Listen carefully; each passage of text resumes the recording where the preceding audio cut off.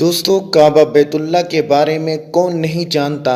محبت کی وجہ سے ہر مسلمان نے کعبہ کی تصویر ضرور گھر میں لٹکائی ہوئی ہوتی ہے۔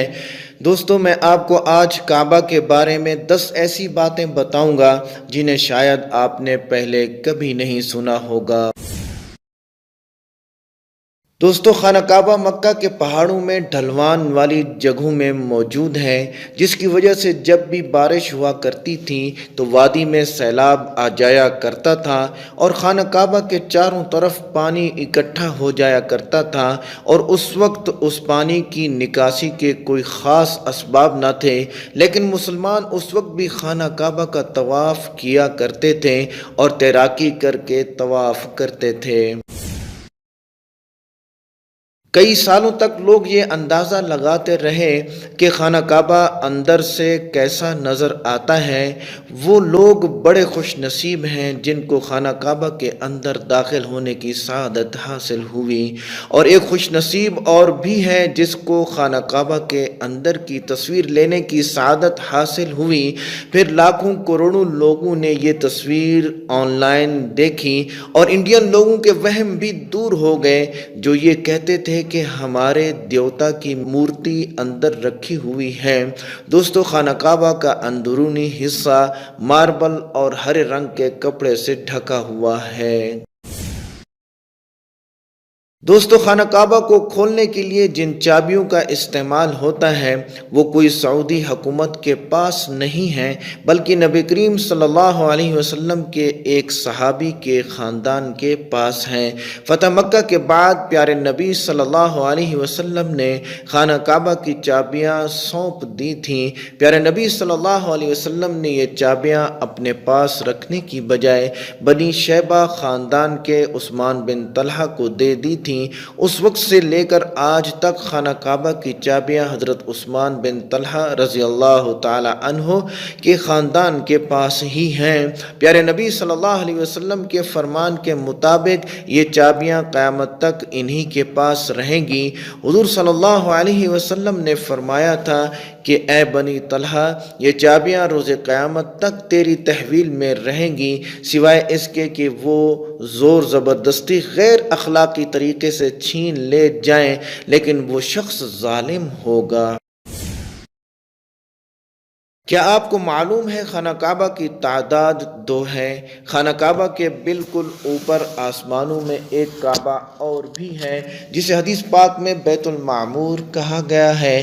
نبی کریم صلی اللہ علیہ وسلم نے معراج کا واقعہ سناتے ہوئے فرمایا کہ جب مجھے بیت المعمور دکھایا گیا تو میں نے اس کے بارے میں حضرت جبریل علیہ السلام سے پوچھا تو انہوں نے فرمایا یہ بیت المعمور ہے جہاں روزانہ 70,000 فرشتے اللہ کی عبادت یعنی طواف کرتے ہیں، اور جب وہ یہاں سے چلے جاتے ہیں کبھی واپس بھی نہیں آتے، مطلب ہر دن ایک نیا دستہ یہاں آتا ہے۔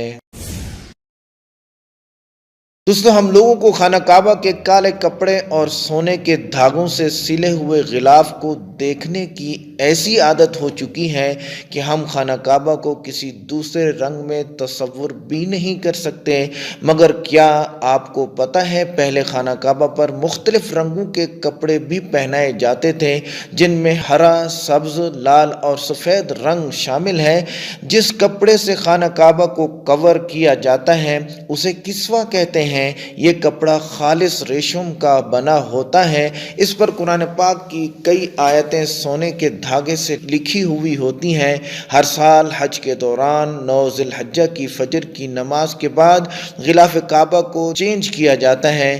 ہر سال غلاف کعبہ پر $60 ملین یعنی 9 کروڑ 30 لاکھ کے لگ بھگ خرچہ آتا ہے جو کہ سعودی حکومت خرچ کرتی ہے۔ دوستو کعبہ کعب کا عرض ہوا کرتا ہے یعنی چوکور۔ حضرت ابراہیم علیہ السلام کے وقت کعبے کا ایک حصہ گول ہوا کرتا تھا جسے آج ہم حتیم کہتے ہیں۔ حتیم کعبے کا ہی حصہ ہے۔ آج آپ دیکھتے ہوں گے کہ طواف کرنے والے لوگ حتیم سے باہر سے ہی طواف کرتے ہیں۔ دراصل ظہور نبوت سے پہلے جب قریش نے کعبہ کی تعمیر کی تھی تب وہ حلال مال اکٹھا کرنے میں ناکام ہو گئے تھے اور وسائل کی کمی کی وجہ سے انہوں نے کعبے کے اس حصے کو چھوڑ دیا تھا۔ دوستو، آپ نے کبھی غور کیا ہے کہ حجر اسود ہمیشہ چاندی کے کوچ میں ہی کیوں گھرا رہتا ہے؟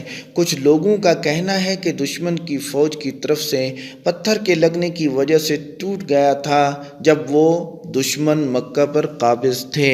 اس وقت یہ پتھر حضرت عبداللہ بن زبیر رضی اللہ تعالی عنہ کی ملکیت میں تھا۔ بعض ذرائع کے مطابق حجر اسود بحرین سے تعلق رکھنے والے اسماعیلی گروپ کے خمارٹین کے ہاتھوں ٹوٹ گیا تھا۔ ان لوگوں کا گمان یہ تھا کہ حج ایک توہین پرستی والا عمل ہے۔ اپنی بات کو ثابت کرنے کے لیے ان لوگوں نے 10,000 حجاج کرام کو مار ڈالا، ان کے جسموں کو اب زمزم کے کنویں میں پھینک دیا تھا۔ یہ غیر مناسب عمل کافی نہیں تھا کہ لوگ حجر اسود کو مشرق میں لے گئے، پھر عراق کے شہر کوفہ میں لے گئے، اس کے بدلے میں وہاں پیسے دیے گئے اور ان کو مجبور کیا گیا کہ یہ پتھر خلیفہ وقت کو واپس کر دیں۔ جب یہ واپس کیا گیا تب یہ ٹکڑوں میں تھا۔ تب سے جوڑنے کا ایک ہی طریقہ سمجھ میں آیا کہ اس کو چاندی کے سانچے میں رکھا جائے۔ کچھ لوگوں کے مطابق اس مقدس پتھر کے ٹکڑے آج بھی کہیں گم ہیں۔ دوستو، کیا آپ کو پتہ ہے کہ خانہ کعبہ میں پہلے 2 دروازے ہوا کرتے تھے؟ ایک خانہ کعبہ میں داخل ہونے کے لیے اور دوسرا باہر نکلنے کے لیے، اور ایک کھڑکی بھی ہوا کرتی تھی، مگر خانہ کعبہ میں صرف ایک ہی دروازہ رکھا گیا ہے، اور یہ دروازہ 1989 یعنی 1979 میں لگ بھگ 300 کلو سونے سے بنایا گیا تھا۔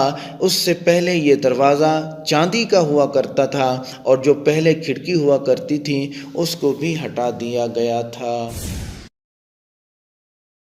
دوستو، نبی کریم صلی اللہ علیہ وسلم کے زمانے میں کوئی بھی مسلمان خانہ کعبہ میں آ جا سکتا تھا اور عبادت کر سکتا تھا۔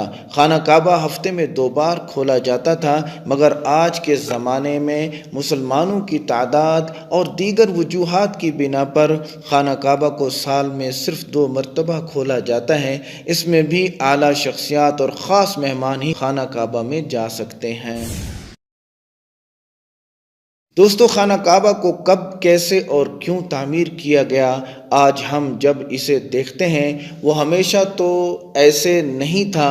قدرتی آفات اور وجوہات کی وجہ سے خانہ کعبہ کی تعمیر کی ضرورت پڑتی رہی۔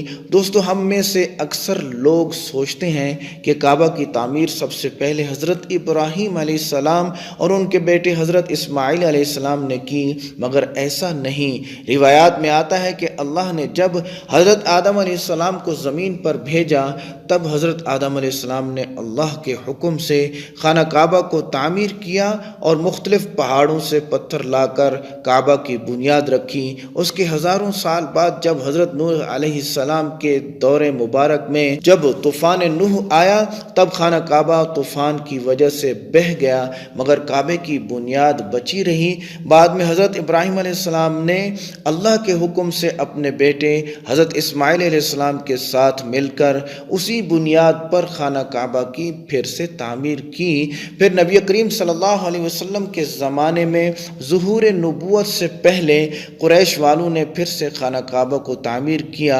قریش کے لوگ اکثر حرام طریقے سے پیسے کمایا کرتے تھے، مگر انہوں نے قسم کھائی تھی کہ کعبہ کی تعمیر صرف حلال پیسے سے کریں گے، مگر وہ پوری طرح سے کامیاب نہ ہو سکے اور وسائل کی کمی کی وجہ سے کعبے کا کام ادھورا ہی رہ گیا۔ اس کے بعد جو تعمیر ہوئی وہ سیدنا عبداللہ ابن زبیر رضی اللہ تعالی عنہ کے دور میں ہوئی۔ پھر آخری بار عبد الملک بن مروان کے کہنے پر حجاج بن یوسف نے قریش کے بنائے ہوئے کعبہ کو گرا دیا اور اسی بنیاد پر پھر سے خانہ کعبہ کو تعمیر کیا، اور آج خانہ کعبہ ہم دیکھ رہے ہیں وہ اسی وقت سے تعمیر کیا ہوا ہے۔ اگر یہ ویڈیو آپ کو پسند پسند آئی ہو تو اس کو لائک ضرور کریں اور اس کو شیئر کریں اور ہمارا چینل سبسکرائب کریں۔ جو تعمیر ہوئی وہ سیدنا عبداللہ ابن زبیر رضی اللہ تعالیٰ عنہ کے دور میں ہوئی، پھر آخری بار عبد الملک بن مروان کے کہنے پر